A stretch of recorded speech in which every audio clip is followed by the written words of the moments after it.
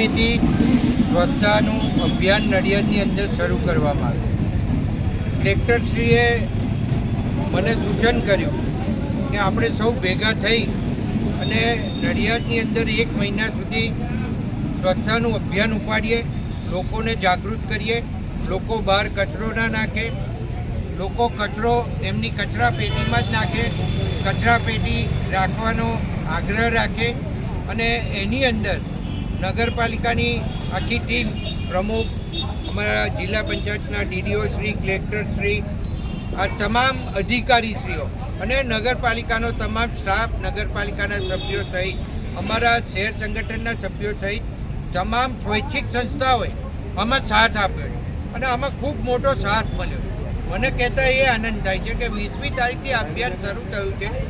એક દિવસ છોડીને દરેક દિવસ હું હાજર રહ્યો છું અને હું જે કર્મચારીઓ છે એને પૂરેપૂરો સપોર્ટ કરી અને નડિયાદ સ્વચ્છ કેવી રીતે બને અને સૌથી વધારે ગંદકી જે જગ્યાએ હોય ત્યાંથી એ ઉપાડી લઈ અને ટ્રેક્ટરો મારફતે અથવા ટ્રક મારફતે અમે ઉપાડવાનું કામ કરી રહ્યા. સાથે સાથે ડોર ટુ ડોર અભિયાન નગરપાલિકાનું ચાલુ છે. તો મારી પ્રજાજનોને નમ્ર વિનંતી છે કે તમે કચરો બહાર રોડ ઉપર ના નાખો. તમારે ત્યાં કામ કરવાવાળા બેન અથવા ભાઈ હશે તો 12-1 વાગે ઘરે છૂટતી વખતે જે કોથળીઓની અંદર કચરો ભરીને છૂટો રોડ ઉપર નાખવામાં આવે છે એ બિલકુલ બંધ કરજો અને ઘરે કચરાપેટી રાખી એમાં ભરો. અને એક દિવસ કદાચ કચરો લેવા ના આવે તો બીજા દિવસે કચરો લેવા આવશે એ પણ અમે જોઈશું અને એનું ધ્યાન પણ રાખીશું. અને અહીંયા ચીફ ઓફિસર હાજર જ છે તો એમને પણ અમે કહીએ છીએ કે કચરો લેવા ડોર ટુ ડોરના સાધનો એ દરેક જગ્યાએ જાય, કોઈ જગ્યા બાકી ના રહે અને કોઈ પ્રજાની ફરિયાદ ના આવે એ જોવા માટે હું એમને આગ્રહપૂર્વક કહું છું.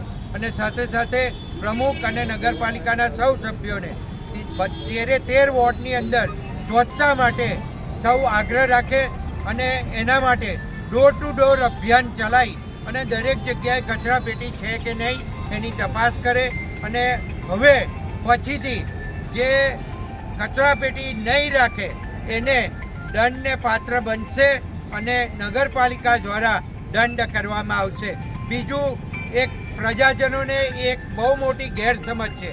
એ પ્રજાની ગેરસમજ હું તમારા સૌ મીડિયાના માધ્યમોથી દૂર કરવા માગું છું.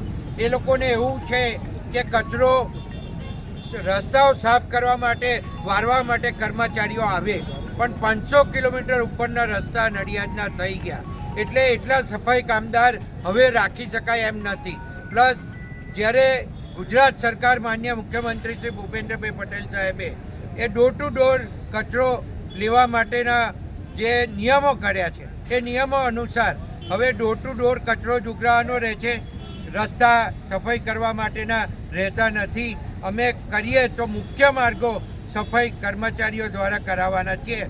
તો આ સૌ લોકો નોંધ લે અને આની ગંભીરતાપૂર્વક આગ્રહ, જે સ્વચ્છતાના આગ્રહ માટે અમે વિનંતી કરીએ છીએ એને માન આપી અને આપણે સૌ કચરો પોતાની કચરાપેટીમાં નાખી અને છેલ્લે નગરપાલિકાના લેવા આવતા ટ્રેક્ટર અથવા સાધનોમાં નાખીએ એવી આગ્રહભરી વિનંતી.